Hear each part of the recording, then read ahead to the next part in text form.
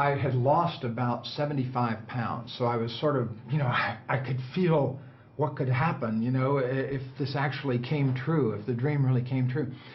And this friend of mine that I'd known years before showed up for a visit, and he and I were both sort of eating buddies, in those days we would go out for an ice cream sundae or something. We worked at the same place, and we were both obese, and he was still, a 300-pounder, and I'd gotten down to a real slim 225 or something like that, and so he looked at me. I remember I opened the door, and he looked at me, and he said, "God, what are you doing, and what happened to you?" And I tried to explain this thing that I was going through, and I remember the way he looked at me.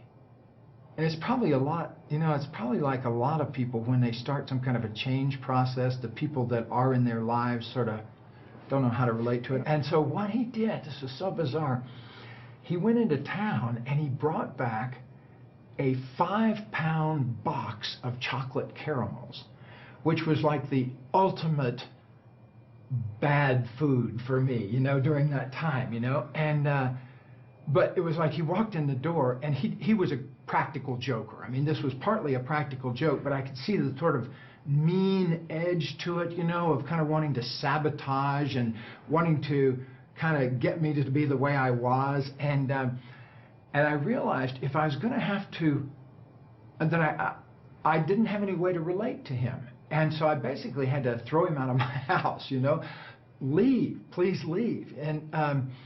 And he did. And what an amazing... 6 months later, I got a call from a friend of mine and said, "Are you sitting down?" I said, "Yeah." And he said, "Ken died. He had a heart attack and died." And he was 26 years old, which was, and I saw in that moment how that was me. So that was a wake-up moment for me, and a way of saying, life has very serious consequences. Choices have very serious consequences. After that year, I moved to California for a few years and went to graduate school. And so over the next few years, I pretty much felt good all the time, and I could see well, and my weight stabilized and all of that.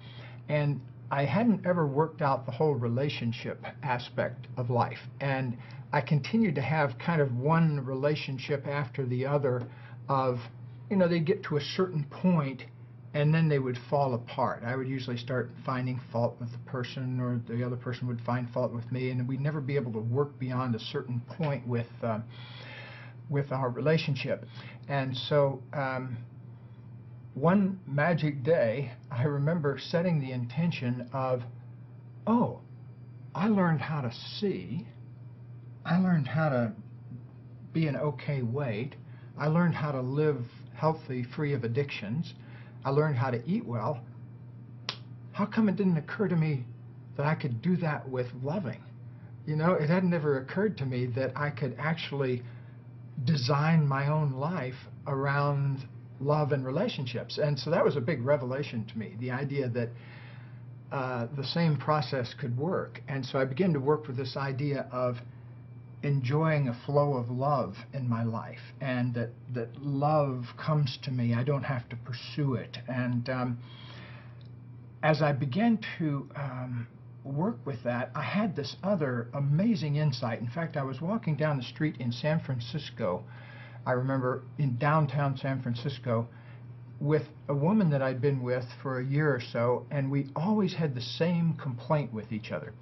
Her complaint about me was that I was not in touch with my feelings, and that I never communicated about anything important, that I never would talk about the real stuff, And I, of course, had my defenses against that, that I forget what they were, but I had my good justification for why I didn't talk about my feelings and didn't talk about things that were important. My complaint about her was that she was super critical. And so whenever she would get going with me about, we never talk about anything important, or you're never in touch with your feelings, I would say, well, I would be if you weren't so darn critical, and it would get us into this loop then.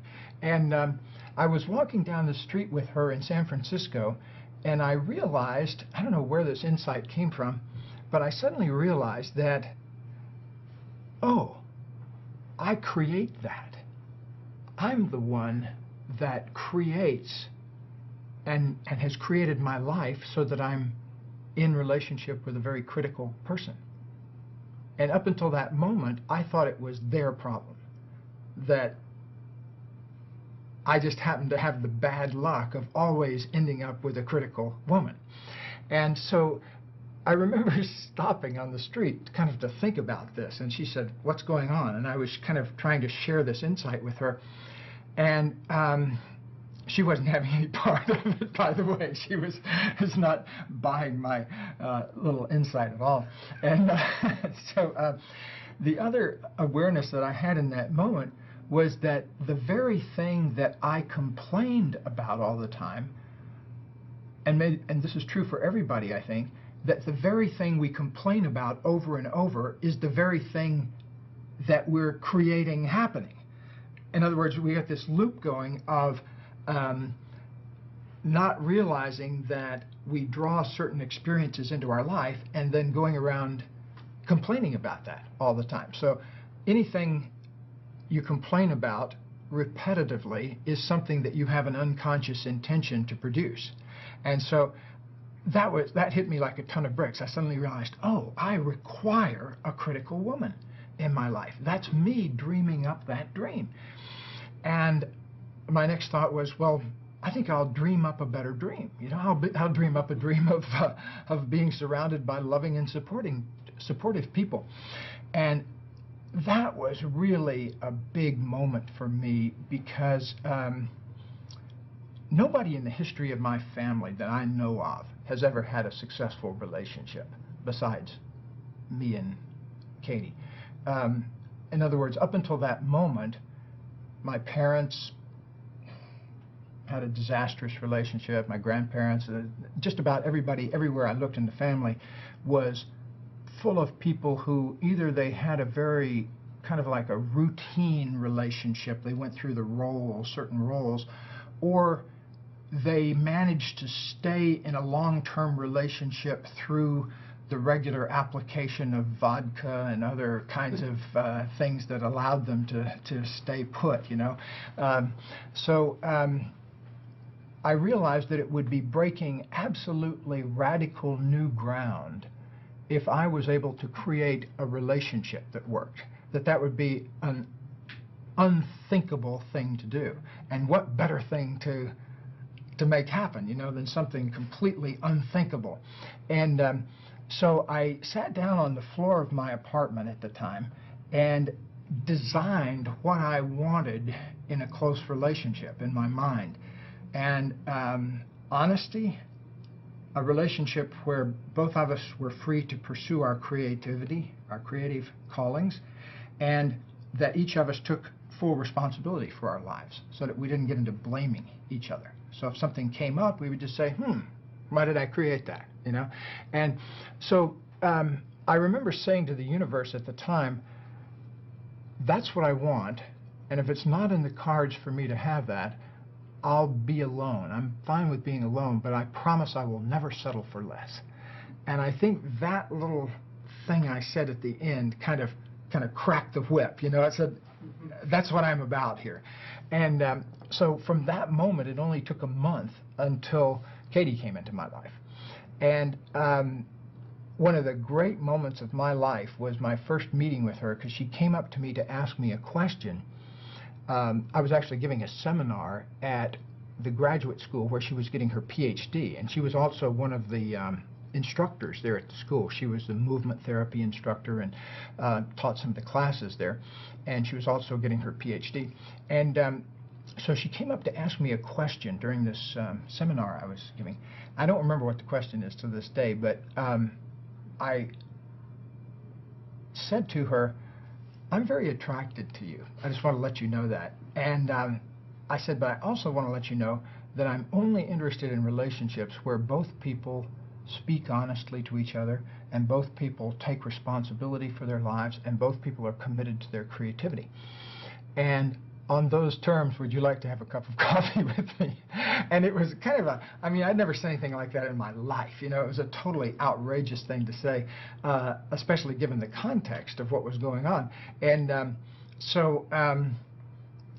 I remember the look on her face. She kind of went like this. You know, it's like cogitate, cogitate, compute, compute, does not compute. And suddenly she said, okay. And I can do that. And so, you know, that was our first meeting and basically set the tone for our whole last 27 years together.